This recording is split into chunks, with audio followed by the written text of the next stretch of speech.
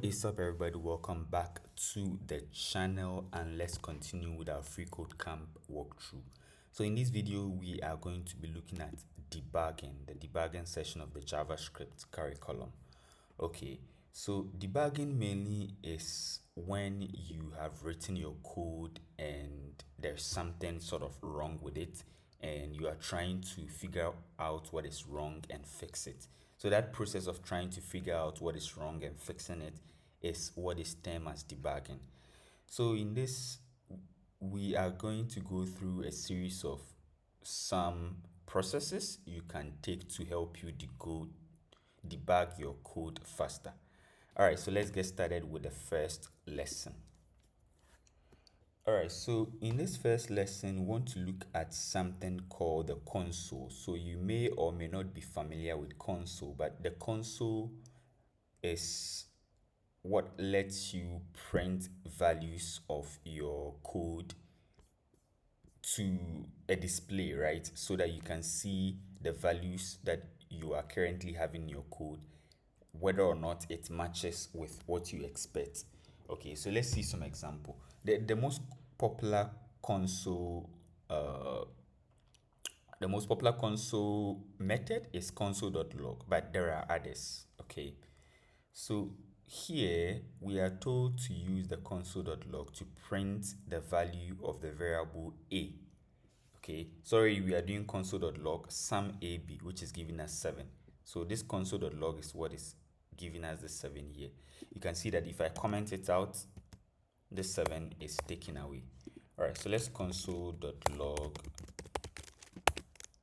a, and you can see we have we have 6 here, because let a is equal to 5, and you know JavaScript read your code from top to down.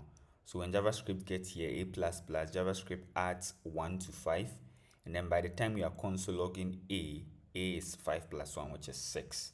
Okay, so this is the console in FreeCodeCamp. But if you want to see the console in your own browser, you click, for example, I'm using Google Chrome, so I'll click here, there's 3 dots, come to more tools, and then click developer tools. Okay, so this is the console. As you can see, this console. Let me clear it, and as you can see, I have my console here. All right, let's move on to the next lesson.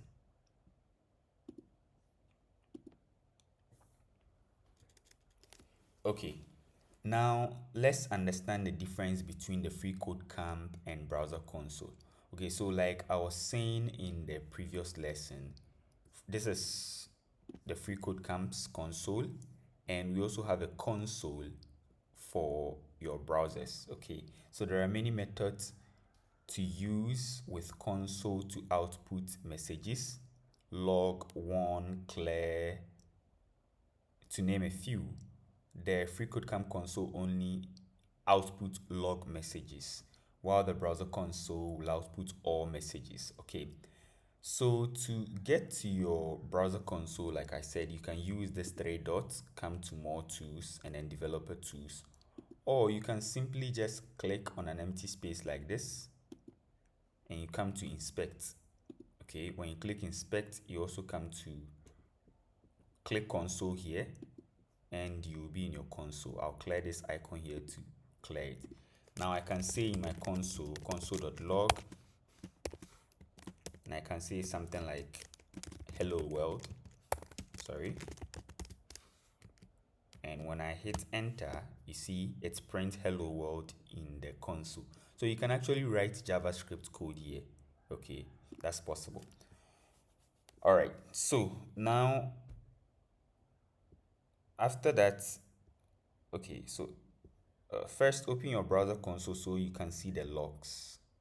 Okay, to do that, you can right click the FreeCodeCamp navigation bar at the top. Okay, we've already done that, so you right click here, and then you click inspect, and then you can see click console here, then you can see your console. So this hello world, the one I did previously, let me clear it.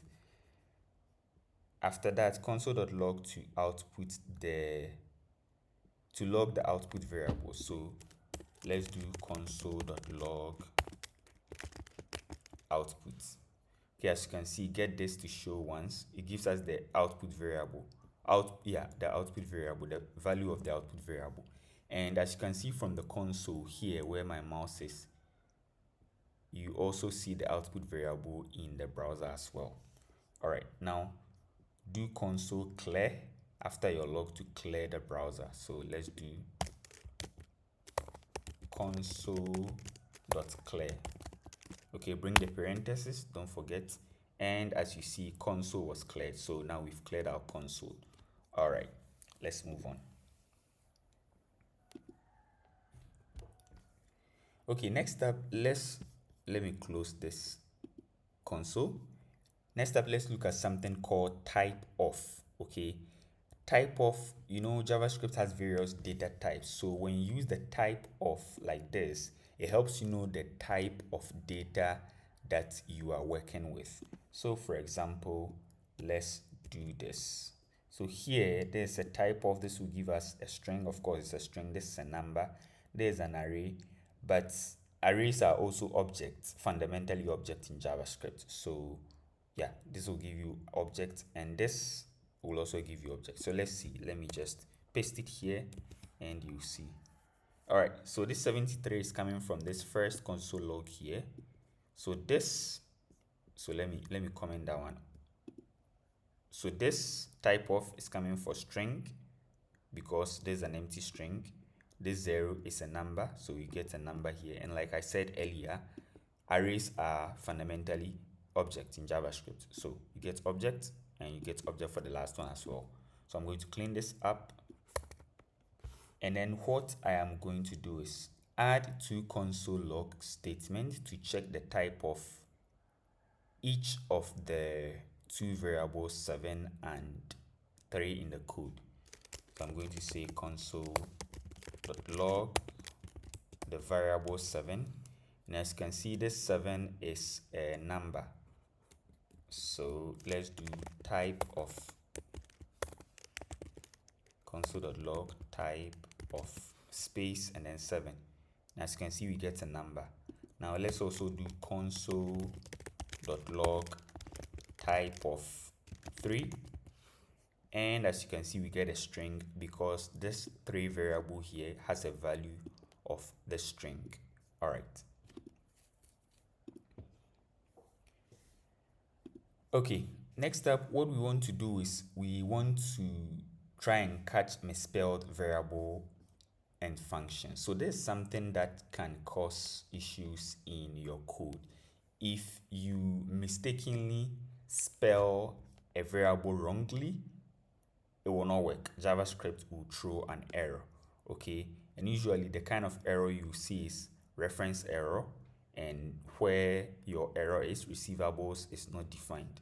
Okay, so fix the 2 spelling errors in the code so the networking capital calculation, which we have here, networking capital calculation, works. Currently it's not working. That's why in our console here you see reference error. So let's see what is wrong. It's telling us as receivables is not defined. So here you have receivables and we are being told it's not defined. But we know that we've also defined receivables here. So what could be the issue? So the first thing that you should probably think of here is that there's probably a spelling mistake here.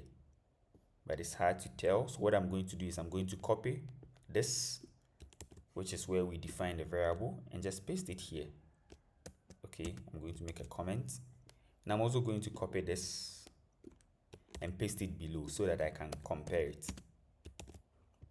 Now, when you compare it, you can see that here is where the problem is. You see here, E comes before an I, but over here, the I comes before an E. So there's a spelling mistake here. So all we have to do is to fix it and make sure the E comes before the I. Okay. Now, once we do that, as you can see, the previous error is no longer present. A new error comes. So now we get payable is not defined. So let's come here, we have payable. And let's come here, we have payable. Okay, so as you can see, here is payables, which is plural with an S. So let's add an S to this. And as you can see, this our networking capital variable and the console log works as expected. Okay, I'm going to clean this up and then we can move on. All right, next up, let's see something here. Catching unclosed parenthesis, bracket, braces, and quotes.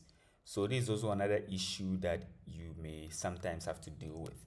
In writing your JavaScript code, anytime you write an opening square bracket, an opening parenthesis, or an open curly braces, you have to bring a closing one. Okay, so for example, here there's an opening square bracket, but there's no closing square bracket. So you have to bring one here. Over here too, as you can see, we have here, this reduce has an opening square parenthesis and a closing parenthesis. But here you can see there's an opening parenthesis here, but there's no closing parenthesis before the arrow. So we should bring one here. And that should be it. Our code is now corrected.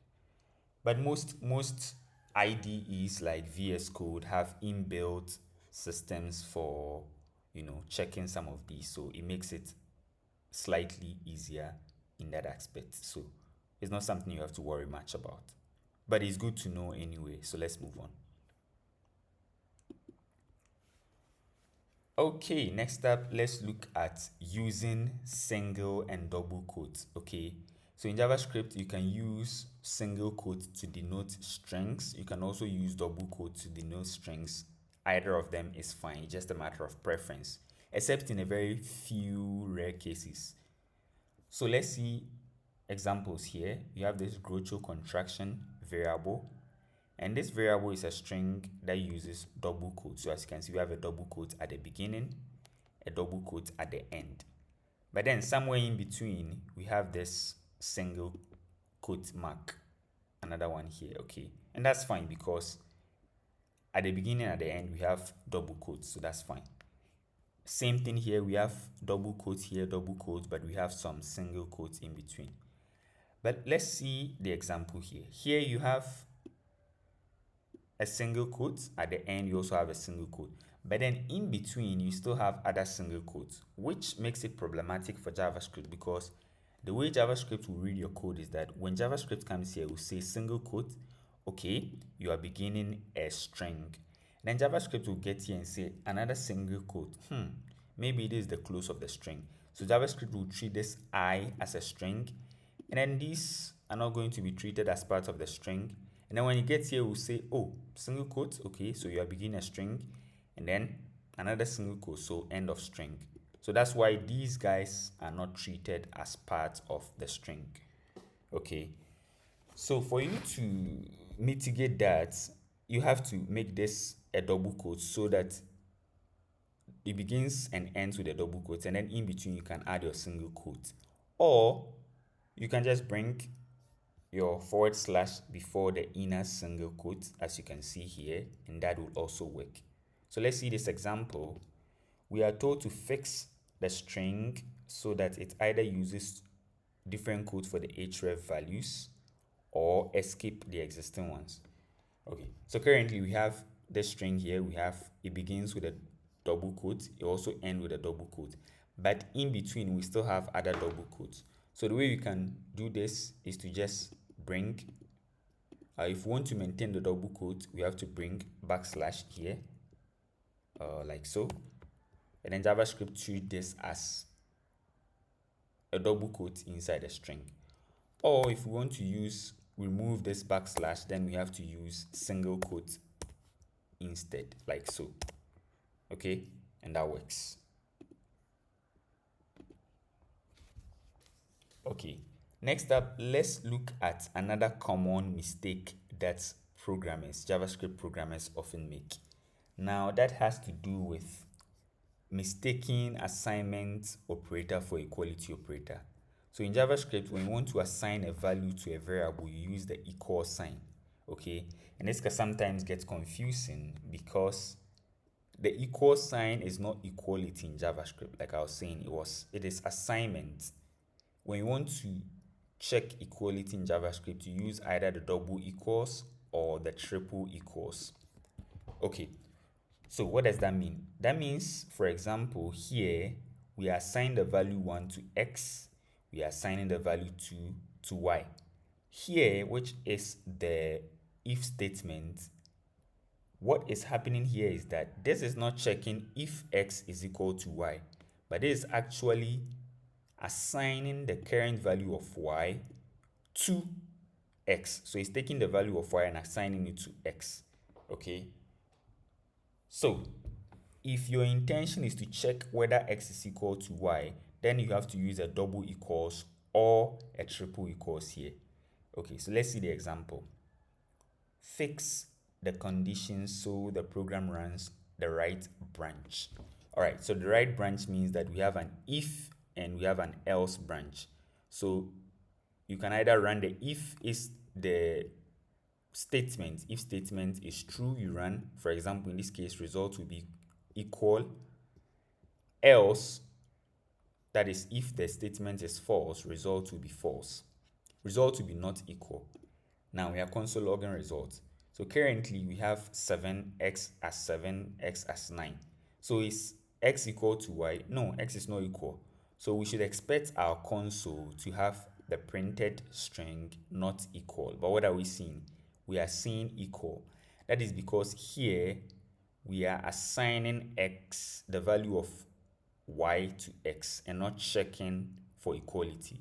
So to check equality, we have to do this or this. And now once we do that, we see that this, our console here, shows not equal, which is what we expect, because 7 or x is not equal to 9 or y.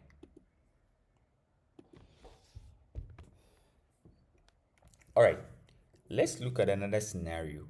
Now this is a scenario where you fail to bring the parenthesis after a function's name when you are calling it.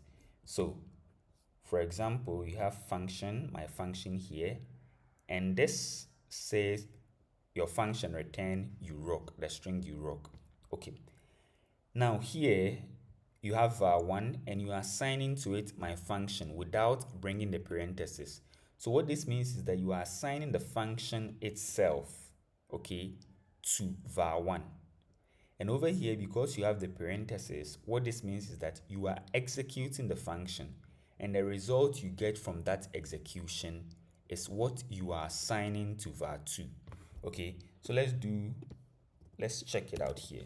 I'm going to say, first, let me comment out this console log. So we have nothing in our console. And then let's console.log var1. We'll also console.log var2.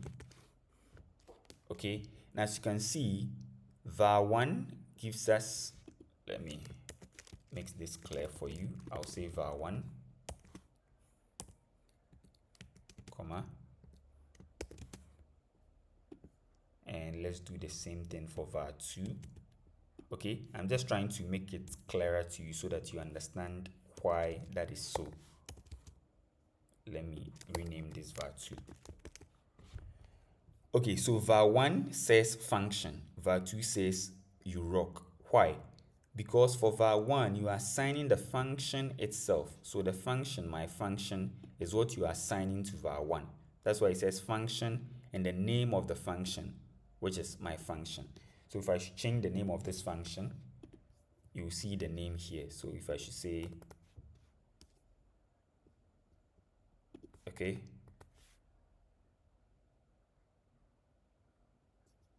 and let's see. All right, now when I change the name of the function, you see the name of the function here also changes. So what you are doing is you are assigning this function to var1.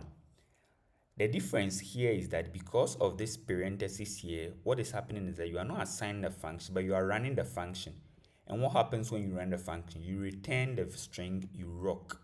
So here, after running the function, the return value is assigned to var2. That's why you see you rock here.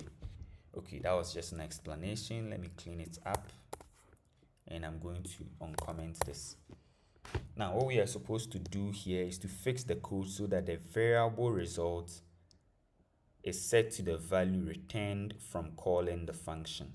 Okay, so currently what you see in the console log is get9, which is the function, and not the result or the return value, which is x plus y. So to get the return value x plus y, we have to add a parenthesis to run the function. Now we get 9, which is x plus y, 6 plus 3. Okay, moving on, let's talk about catch arguments passed in the wrong order when calling a function. Okay, so when you have a function, the order of the arguments, they matter. So here you have b and e. So b comes first and e comes second. And here in your in your function, you are returning math.poll. So math.poll here returns b to the power e.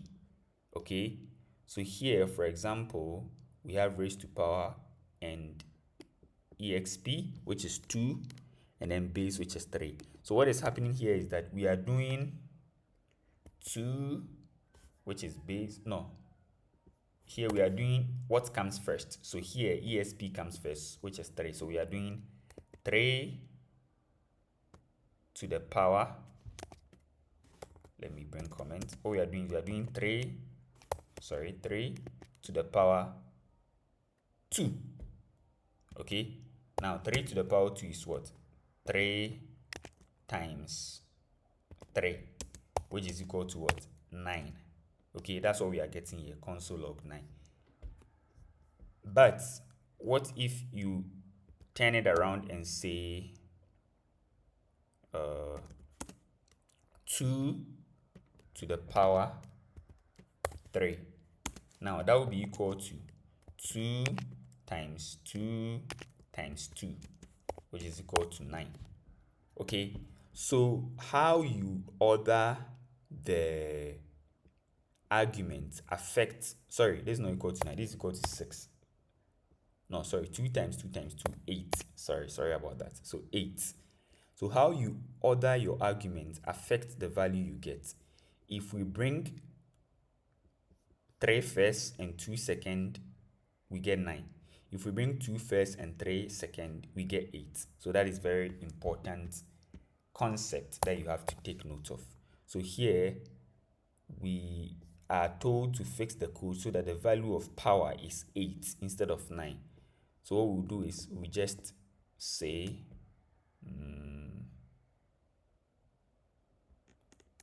let's copy this and then bring base first, which is 3, and then we'll bring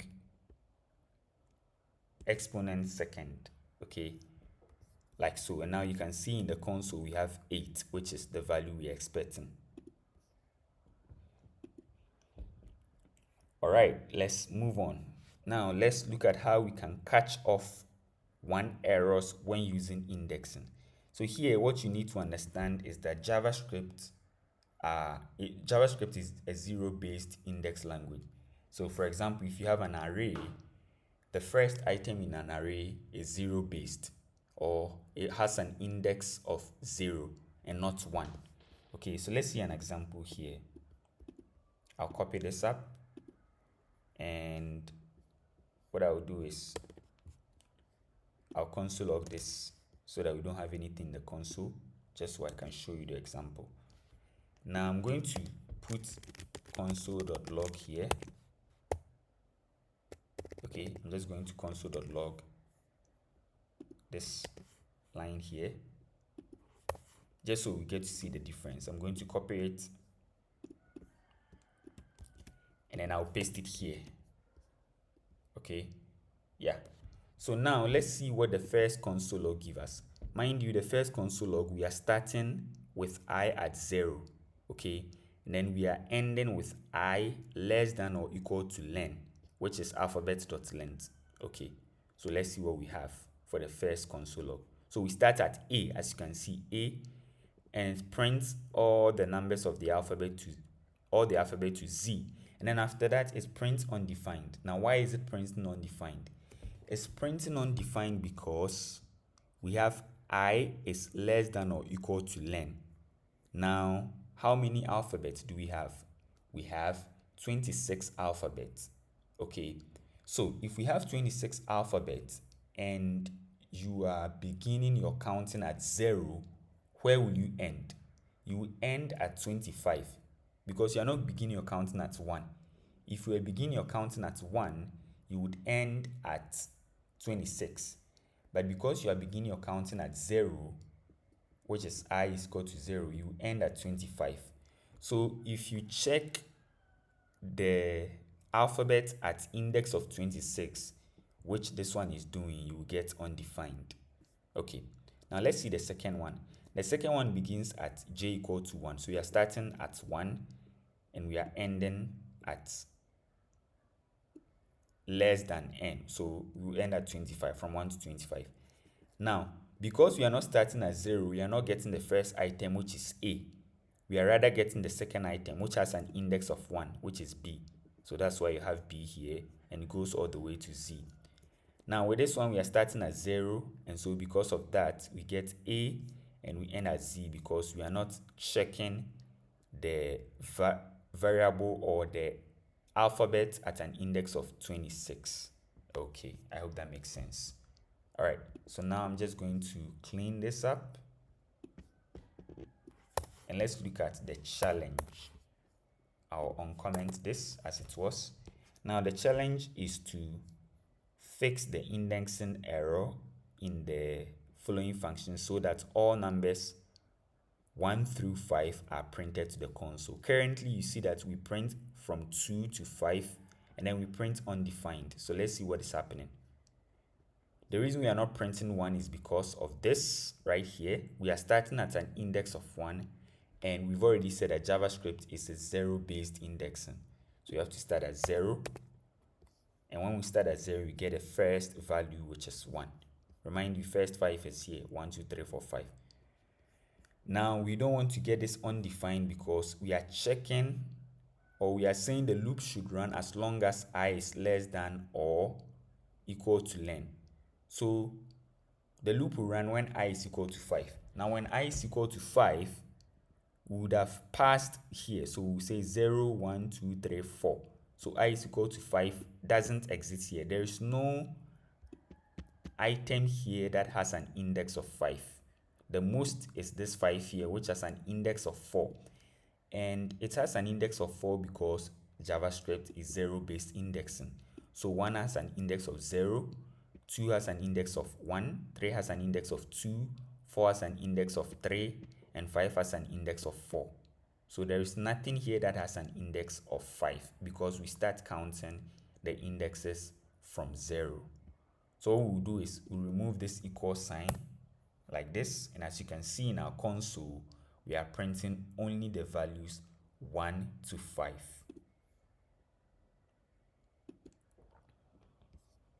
Okay, next up, let's see something that is also common when reinitializing variables inside a loop.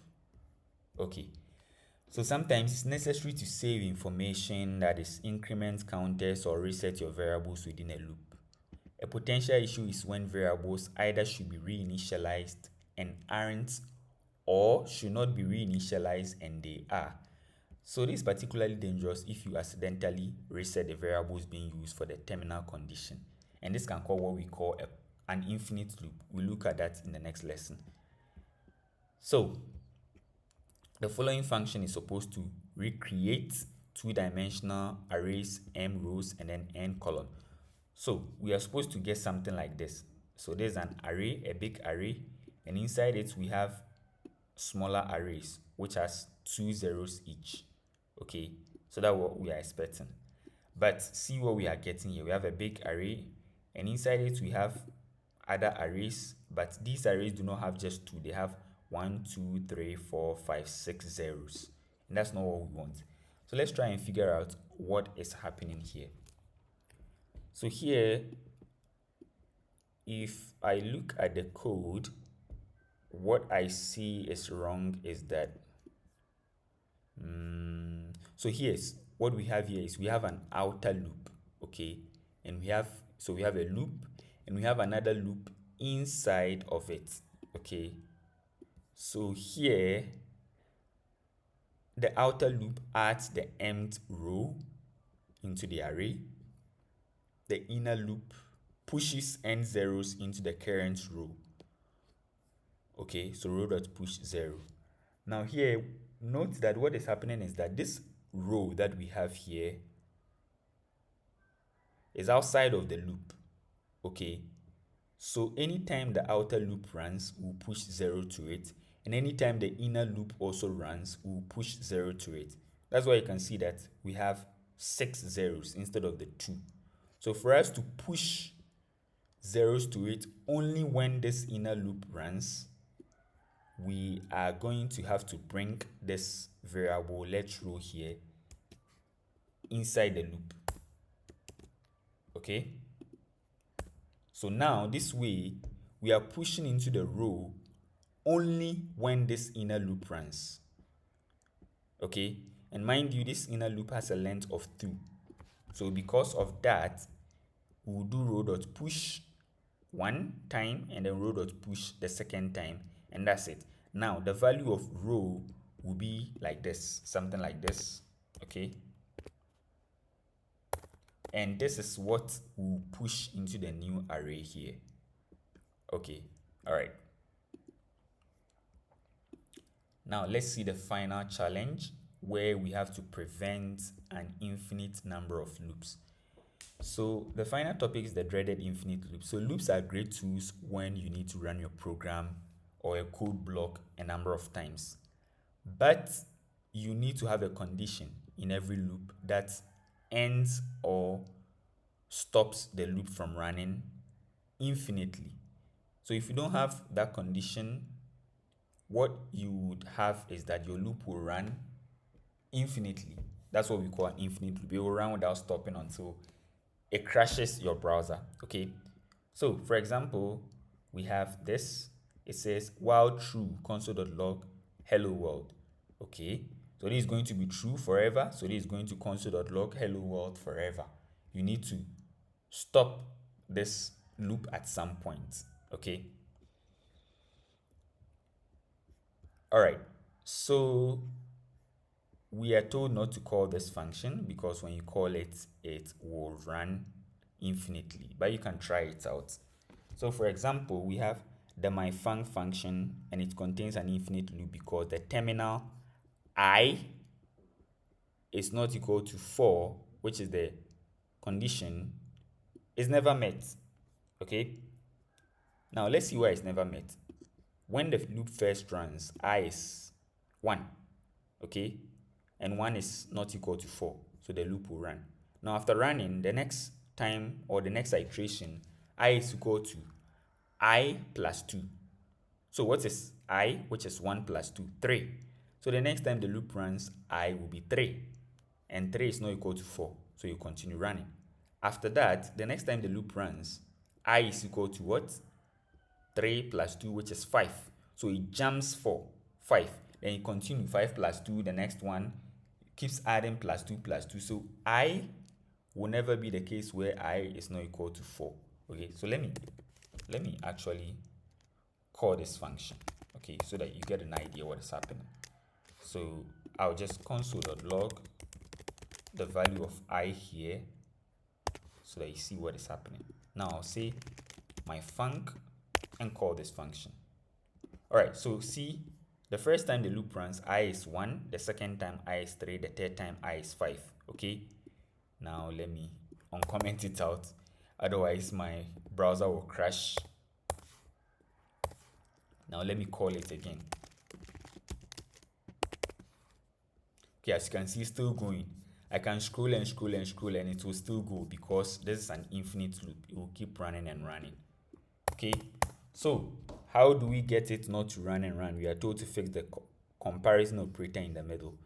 So something we can do is to use this and say if I is run the loop only when I is less than or equal to 4. So the moment I becomes equal to 4, this loop will cease to run. So now let's run my function. Bring your parenthesis to run it. And as you can see, it runs only twice. Still going, still going. Because the third time the loop was supposed to run, I will be equal to 5. Okay? And 5 is not less than or equal to 4. So that breaks the loop. Alright, so that's going to be it for this video. In this video, we've looked at some debugging techniques in JavaScript. I hope you found this useful. Alright, so I have also posted videos on the rest, this basic JavaScript, ESS, and then regular expression. You can have a look at that. And thank you for watching. Do well to stick around, like, and subscribe to the channel so that when I post future content, you will get it. All right, that's it for now. Thanks for watching. See you in the next one.